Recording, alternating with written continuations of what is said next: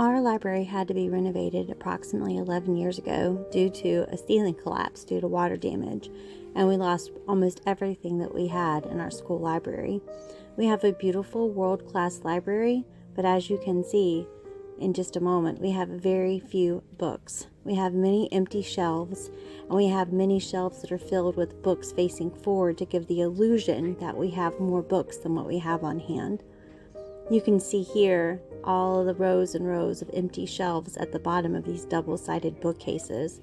As a matter of fact, many of these bookcases have been relocated to classrooms because they were completely empty, and we didn't want them to go to waste or the empty bookcases to be in the library. You'll see that I have 2 of these bookcases in my classroom. And this is my classroom. It is a room that holds 30 students. Last year I had 33 was my max number. This year it's 30. There's one of the library bookcases. And you'll see that it's filled with books right now because we have been working on our literary research paper and my seniors have been reading Macbeth. But this is my classroom, and it is a standard classroom at North Stafford High School. And I teach all AP classes this year, but that is not the norm.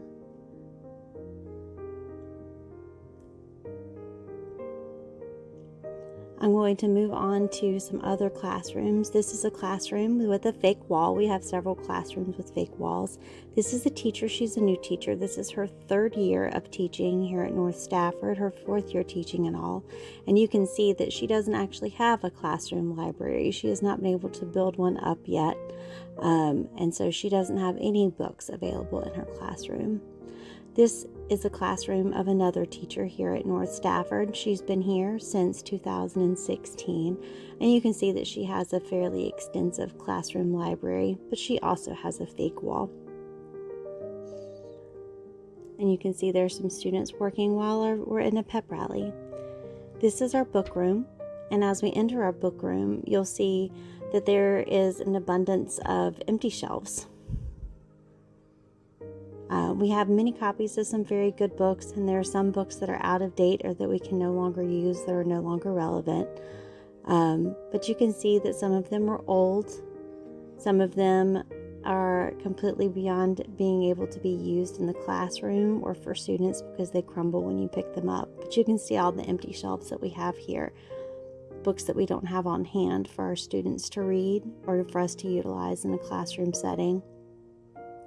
Most of those empty shelves that you just saw were for our English 10 classes where they switched to world literature, and we have yet to be able to build up what we want. These are our 11th grade books, and the books that we actually have the most of for 11th grade are the book Their Eyes Are Watching God by Zora Neale Hurston, because that's one of my favorites. And then of course these are our 12th grade books, which we have the most of, but that you can see are very, very old and are falling apart, and therefore not exactly the books that we want to give to our students. So even though in some cases we may have plenty of books, they're not exactly books that we want to give to our students or that show that we care and value them and their learning. And this is our book room as a whole. And now we're going to move on to our pep rally. We were having a school-wide pep rally here at North Stafford to celebrate the beginning of spring break. And here you can see our student population. Those were the freshmen and sophomores. Over here are our juniors and seniors. And these are the kids who managed to show up for school for spring break. Hadn't left yet. But you can see we have a very, very large school population. We are a capacity of 1,700 students, and we are currently enrolled at about 2,300 students. We're about 600 students over capacity. This is some of our wall artwork, which I just really think speaks to the heart of who we are as an English department.